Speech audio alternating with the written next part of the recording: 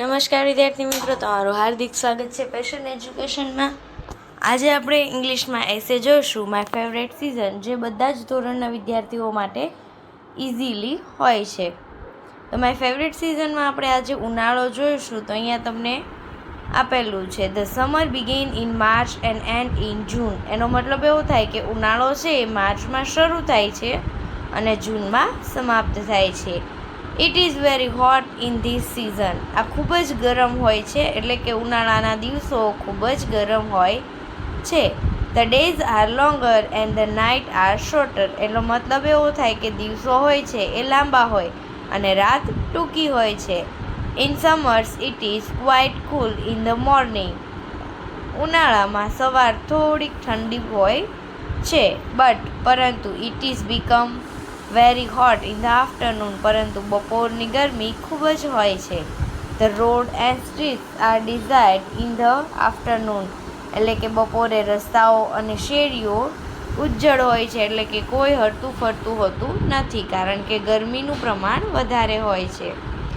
V like to sit under the fan. એટલે કે આપણને પંખા નીચે બેસવું ગમે છે.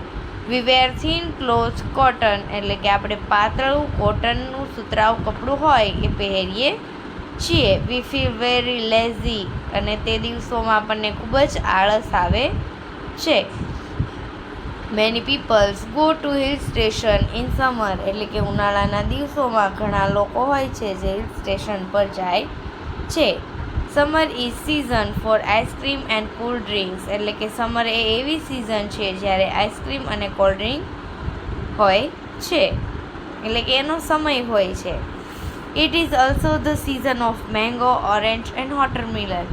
અને આ બીજી રીતે કહીએ તો કેરી, નારંગી અને તરબૂચનો પણ સમય હોય છે. Many beautiful flowers Bloom in this season. એટલે કે આ જ સિઝનમાં ઘણા બધા સુંદર સુંદર ફૂલો ખીલે છે.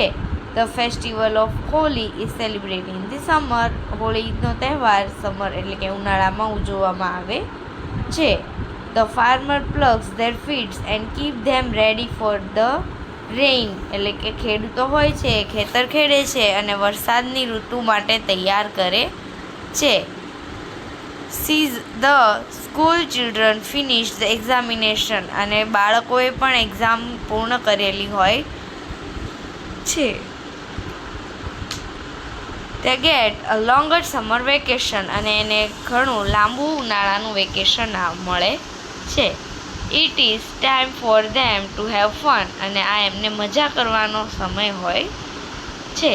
Thank you for watching. જો તમને મારો વિડીયો પસંદ આવ્યો હોય તો મારી ચેનલને જરૂરથી લાઇક, સબસ્ક્રાઈબ અને કોમેન્ટ કરી આપજો.